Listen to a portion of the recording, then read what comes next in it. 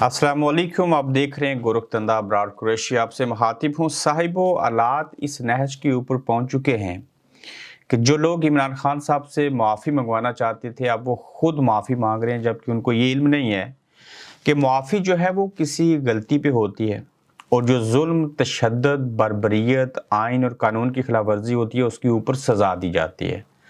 बाज़ गलतियाँ ऐसी होती हैं जिसके ऊपर आप माफ़ी मांगते हो, और बाज़ गलतियाँ ऐसी होती हैं जिसके ऊपर आपको सज़ा देनी चाहिए।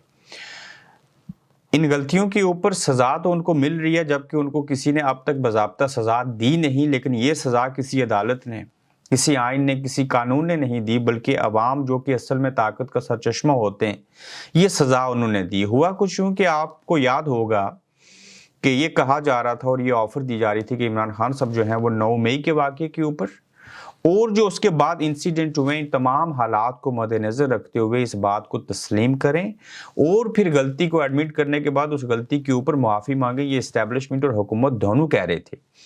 अब आर्मी चीफ साहब गुज़श्ता रोज़ जो हैं वो 2 दिन कबल बड़ी तस्वीर वायरल हुई, जिसमें मोहसिन नकवी साहब, अली अमीन गंडापुर साहब, आर्मी चीफ भी बैठे थे, और ये तासर दिया गया कि मुल्क पहले है, मज़हब पहले है, कौम पहले है, तो सियासत बाद में है। चूँकि कहते हैं कि मुल्क रहेगा तो वो सियासत होगी, तो हम उनको ये इल्म नहीं है कि मुल्क भी तब रहेगा जब आइन होगा, आइन होगा तो जमहूरियत होगी, जमहूरियत तब होगी जब सियासत होगी, सियासत तब की जाएगी जब वो सियासतदान आज़ाद होंगे। तो ये सारी चीज़ें मिल के एक चीज़ बनाई जाती है, और ये कहा जा रहा है कि मुल्क पहले और बाकी चीज़ें बाद में। ये हम अयूब खान के दौर से सुनते हुए आ रहे हैं। यहिया खान, ज़िया-उल हक, परवेज़ मुशर्रफ साहब ने कहा। अब ये असल में मामला कुछ इस तरह से है कि अब आर्मी चीफ ये कह रहे हैं, जो कि बड़ी अच्छी बात उन्होंने की, लेकिन बात बेवक्त की, जब वक्त गुजर गया, और ये हार मानने के मुस्ताक है कि गलतियां इंसानों से हो जाती हैं, गलतियां इदारों से हो जाती हैं, लेकिन हमें मुल्क को पहले रखना है और फिर आगे बढ़ना है। तो हम इसके ऊपर यही साबित किया, उन्होंने कहा कि हम लिहाजा माज़रत ख्वाह हैं, हम जो चाहते थे वैसे हो नहीं सका, और उसकी वजह वो इमरान खान है जो जेल में है, क़याम किया, ठहर गया, बिका नहीं, झुका नहीं, उसने कोई गलती नहीं की। जेल में जाने से पहले और वज़ीर-ए-आज़म बनने से पहले, बल्कि वज़ीर-ए-आज़म बनने से पहले उनके ऊपर ज़िंदगी में कोई एफआईआर नहीं थी, कभी उन्होंने करप्शन नहीं की थी। उसकी एक मिसाल देख लीजिए, पैसा 190 मिलियन पाउंड पाकिस्तान में आए। पाकिस्तान में आने के बाद उन्होंने कोई फ़ायदा नहीं लिया। 30 अरब रुपए जब से अकाउंट में पड़े उसके ऊपर और फ़ायदा हुआ। पूरी हुकूमत को इल्ज़ाम क्या है, 190 मिलियन पाउंड क्यों पाकिस्तान में लाए? खबर ये बननी चाहिए थी कि 190 मिलियन पाउंड पाकिस्तान के अंदर से बाहर क्यों भेजे। लेकिन पहली बार हम देख रहे हैं कि इमरान खान के ना नाम के ऊपर कोई कारोबार, ना कोई प्रॉपर्टी, ना कहीं ऑफशोर कंपनी, ना कोई फ्लैट, पूरी दुनिया छान मारी, ना कोई कंपनी है तो क्या, शौकत खाना, नबल कॉलेज, अलकादर यूनिवर्सिटी, जितने प्रोजेक्ट हैं वो सारे अवाम के लिए हैं। बात में वापस उसके ऊपर लेके आता हूँ, तो जब इमरान खान जो है उन्होंने कोई गलत काम नहीं किया था, तो 200-250 एफआईआर हो गई। जब वो कंप्रोमाइज़ ना हुए, डील ना की, तो अब जिन्होंने उनसे माफ़ी मंगवानी थी वो खुद कह रहे हैं कि माफ़ी दे दो, हमसे गलती होगी। आर्मी चीफ के बयान का सीधा और सादे लफ्ज़ों में मतलब ये है। आगे बढ़ें तो आज लंदन के अंदर, जहाँ पे पाकिस्तान तहरीक-ए-इंसाफ के लोगों ने हाउस ऑफ पार्लियामेंट के अंदर एक कमेटी रूम में ब्रीफिंग दी है, ब्रिटिश पार्लियामेंटेरियन को, जिसमें हमारे ओवरसीज़ पाकिस्तानी और Kashmiri member of parliament British जो हैं वो भी शामिल थे। इसका भी एक अच्छा इम्पैक्ट होगा। जो कि वक्त की किल्लत है तो मैं इसके ऊपर कोशिश करूँगा कल बात की जाए। इसके साथ आप देखें कि इमरान खान ने जब क़याम किया तो माफ़ियाँ दूसरों को मांगनी पड़ी, तो इसके साथ साथ आज जो मोनस अलाई थे, उनके ऊपर एफआईआर हुई थी, और उस एफआईआर से उनको निकाल दिया गया, और उस केस का उनके हक में जो है वो फैसला आ गया। अब जब ये चीज़ होती है तो ये इस बात की गमाज़ी करती है कि जिन लोगों ने शुरू दिन से, आगाज़ से लेके अब तक, पिछले चंद सालों तक इस्टेब्लिशमेंट के साथ मिल के सियासत की थी, उन्हीं की वजह से वो सियासत में थे। मैं एक मिसाल दूंगा चौधरी बरादरान की, जिसमें परवेज़ अलाई और मोनस अलाई शामिल हैं।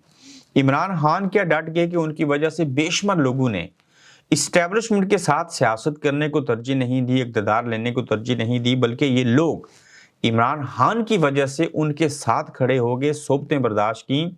सैकड़ों दिन परवेज़ अलाई जेल में रहे, अब बेशक बाहर हैं, तो उन्होंने इसके ऊपर जो है वो कंप्रोमाइज़ नहीं किया और साबित किया कि अब इस्टेब्लिशमेंट के साथ सियासत नहीं होगी। عمران خان طاقتور ہیں ان کے ساتھ سیاست ہوگی، اور آپ یہ چیز دیکھ سکتے ہیں، میں آپ کے سامنے رکھتا ہوں، اٹیسٹڈ کاپیز ہیں۔ چودھری مونس الائی کے خلاف گجرات میں درج قتل و معاونت کا مقدمہ جھوٹا ثابت ہو گیا۔ ظاہر ہے ایک بندہ یورپ میں بیٹھا ہے تو قتل کے اندر معاونت کیسے کر سکتے ہیں۔ عدالت نے مدعی اور گواہان کے بیانات حلفی کے بعد مونس الائی کو اشتہاری قرار دینے کا فیصلہ واپس لے لیا، اور مقدمہ کے مدعی محمد اکرم اور گواہان محمد اسجد اور سجاد اشرف نے بیان حلفی عدالت میں جو ہے وہ جمع کروا دیے ہیں۔ وہ چیزیں ہیں، یہ وہ سارے اعمال ہیں جس کے اوپر مونس الائی، ان کے والد پرویز الائی سب ڈٹے رہے۔ یقیناً اس کا ان کو سیاسی ریوارڈ بھی ضرور ملے گا، عوام کی ہمدردی انہوں نے حاصل کی ہیں۔ تو یہ ثابت ہوا کہ ایک عمران خان کے قیام کرنے سے، ان کے ڈٹ جانے سے، جو پاکستان کے اندر دیگر لوگ جو اسٹیبلشمنٹ کے ساتھ مل کے سیاست کرتے تھے وہ بھی قیام کر گئے ہیں۔ آج کے دیگر اہم خبروں کے اوپر میں آتا ہوں اور اس کو میں آپ کے سامنے مزید رکھتا ہوں۔ معذرت کہ کل غیر حاضری تھی، کچھ اور چیزوں کے اوپر انویسٹیگیشن کر رہی تھی، چیزیں کر رہا تھا۔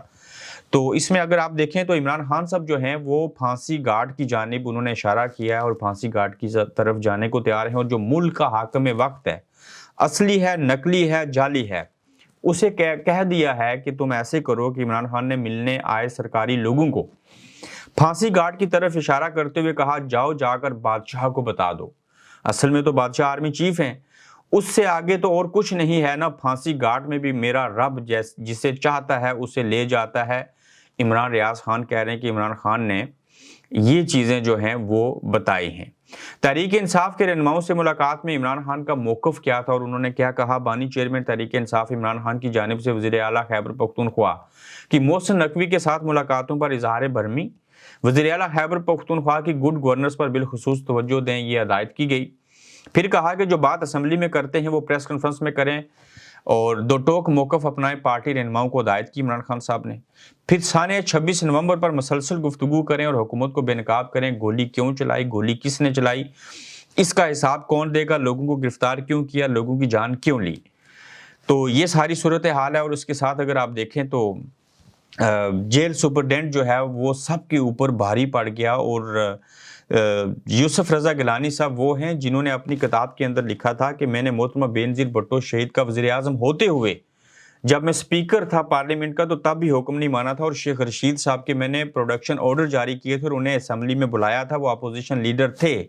آج وہی یوسف رضا گیلانی سینٹ کے چیئرمین ہیں، اور جنہوں نے بے نظیر شہید کی بات کو ٹال دیا تھا بطور پارٹی سربراہ اور بطور وزیر اعظم پاکستان، تو وہی یوسف رضا گیلانی جب اعجاز چودھری کے پروڈکشن آرڈر جاری کرتے ہیں سینٹ کے چیئرمین ہوتے ہوئے ایک سینیٹر کے لیے، تو ایک جیل کا سپرڈینٹ کہہ دیتا ہے کہ ہم پارلیمان جو ہے اس کی بات نہیں مانیں گے، یوسف رضا گیلانی کی بات کو نہیں مانیں گے، تو ہم انہیں جیل سے رہا کر کے یا باہر نکال کے سینٹ میں نہیں بھیجیں گے۔ تو وڈے آپ چیئرمین سینٹ، پتہ نہیں کہ متعلقہ سیکیورٹی ایجنسی ہمیں اجازت دے گی تو ہم اعجاز چودھری کو پروڈکشن آرڈر پر لے آئیں گے، جائیں پنجاب ہوم ڈپارٹمنٹ سے اجازت مانگیں پہلے۔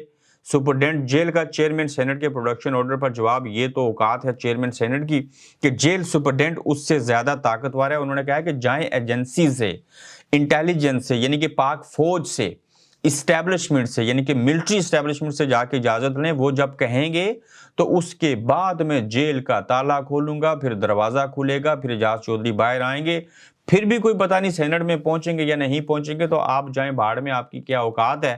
ہم ہی تو وہ ہیں جنہوں نے آپ کو چیئرمین سینٹ بنایا، لوگوں کی بولیاں لگائی، لوگوں کو خریدا، پی ٹی آئی کا کچمبر نکالا، تو آپ ہماری وجہ سے بیٹھے ہیں، تو لہٰذا ہمارا ہی لگایا ہوا جج سینٹ کا چیئرمین وزیر اعظم پاکستان ہمارے خلاف کیسے جا سکتا ہے۔ تو یہ ان کو جواب دیا گیا ہے کہ آپ کی بات جو ہے وہ ہم نہیں مانیں گے۔ تحریک انصاف کی کیسی درخواست دائر کی گئی، اس سلسلے میں ثانیہ ڈی چوک وزیر اعظم شہباز شریف اور دیگر کے خلاف قانونی کارروائی شروع کرنے کی پی ٹی آئی کی کرمنل کمپلینٹ پر سماعت 29 جنوری تک ملتوی ہوئی ہے۔ 2 زخمی بھی فوت ہو گئے اور ان کا نام بھی لسٹ میں شامل کرنا چاہ رہے ہیں، وکیل نے ایسے بتایا۔ تو یہ تحریک انصاف نے درخواست دی ہے کہ وزیر اعظم شہباز شریف صاحب کے خلاف کارروائی ہونی چاہیے۔ مزید جو 2 لوگ زخمی تھے ان میں سے 3 میں سے ایک پاگل ہے، 2 شدید زخمی تھے، وہ بھی شہید ہو گئے، شہداء کی تعداد 14 ہو گئی۔ ان کا نام بھی لسٹ میں شامل کریں اور وزیر اعظم پاکستان شہباز شریف صاحب جو ہیں ان کے خلاف کارروائی ہونی چاہیے۔ پھر کہتے ہیں کہ بدلتا ہے رنگ آسماں کیسے کیسے۔ جو بائیڈن کے جانے کے بعد کی صورتحال انسان خطا کا پتلا ہے، ہم سب سے غلطیاں ہوئی ہیں۔